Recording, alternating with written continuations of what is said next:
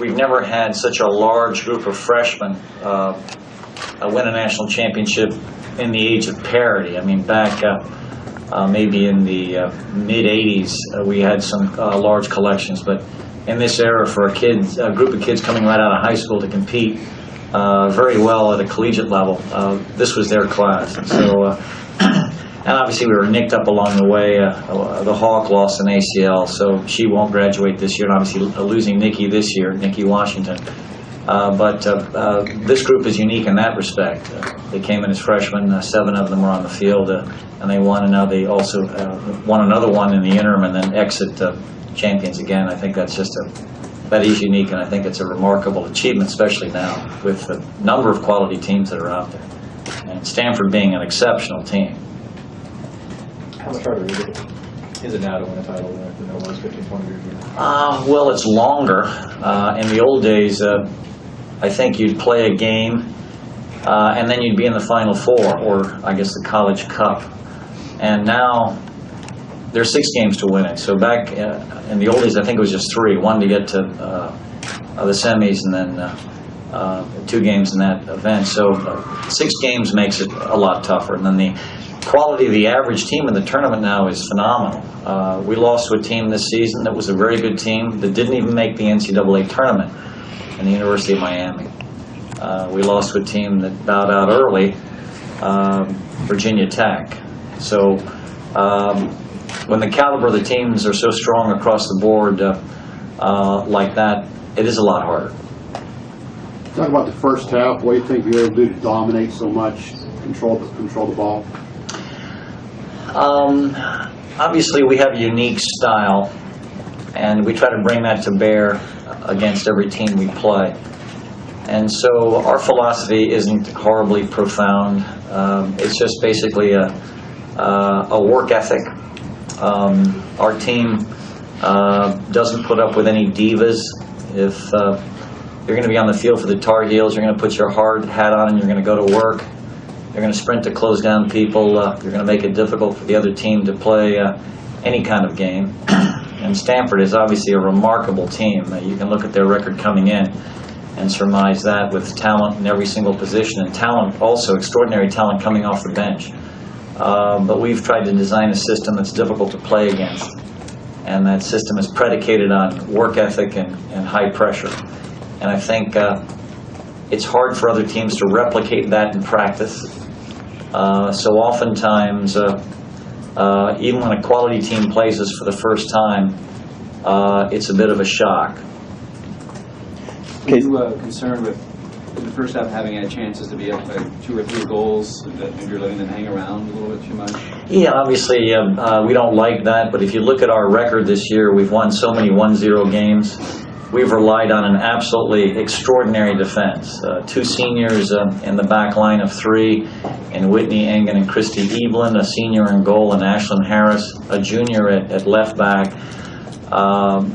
Just a very experienced defense, and we've been accustomed to try to win games by narrow margins. I mean, this certainly is not a choice, and one of my graduates came up to me, a girl named Rita Tower, who actually played in the front line with, listen to this front line, Rita Tower, Mia Hamm, and Christine Lilly, so she was on a pretty good front line.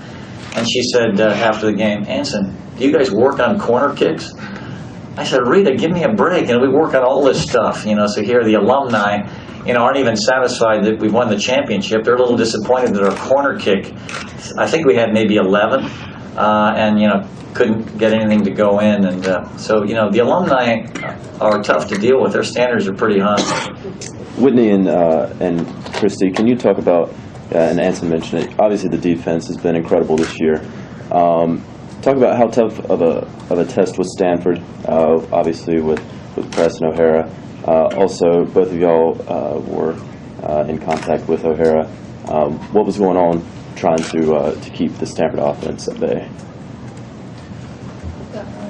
Well, obviously coming into the game, we have so much respect. We had so much respect for Stanford's front line because, for what Kelly's done this season, she had a phenomenal season, and I think that she's a very, very good player. I think it's a shame that, what happened in the game happened. I played with Kristen Press growing up, so I know her very well as well, and I played with both these girls this summer on a Pally Blues W League team. So coming into the match, I had a lot of respect for their front line, and I think that Rachel and Christy did as well.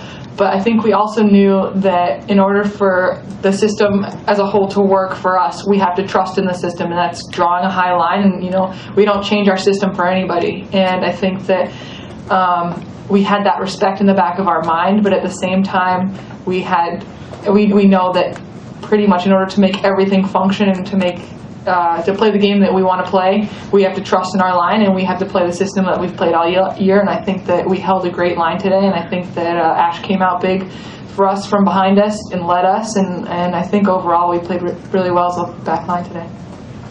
Yeah, just to add to that, I think what made Stanford so dangerous is not only are they fast, but they're also skillful. And a lot of the forwards we go against are either one or the other. So you're either watching for their speed or you're watching for them to kind of beat you technically, but those girls could do both, and they're really talented.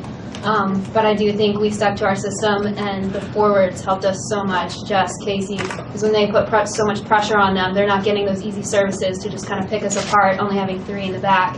So I just think it was such a team effort, and we did draw our line high, as Whit said. We've been playing that way all year, so we kind of stuck to what we know, and it worked out. Christy, on the offside play at the end, were you all playing a trap? We don't play an offside trap. It's just kind of basically what we do is we draw a high line and we drop just before service. So we're almost inviting that service. But it's definitely not a trap per se, but we do catch forwards offside a lot, and it kind of looks like that in a lot of ways just because we're very active, and they have to be active with us to stay on sides. Did you pick an injury from the game? Yeah, well, I've been battling a left ankle sprain for a lot of the season, and I think I twisted my right one, so we'll see. Might be in 2 boots on Monday, but depends on when Nicole wants me in. Jessica, can you talk about your goal and how that developed and what that means now? Just how big of a goal that was to you at this stage of your career? Yeah, well, normally when I see Casey going 1v1 against a defender, I'm usually confident that she's going to beat her most of the time. And Anson always talked about slashing defenders, and I saw 2 defenders there, so I kind of went in between and got a foot on it, and surprisingly it went in.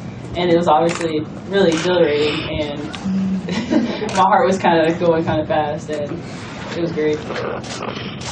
Casey, did you expect her to make that run? Did you know it was coming?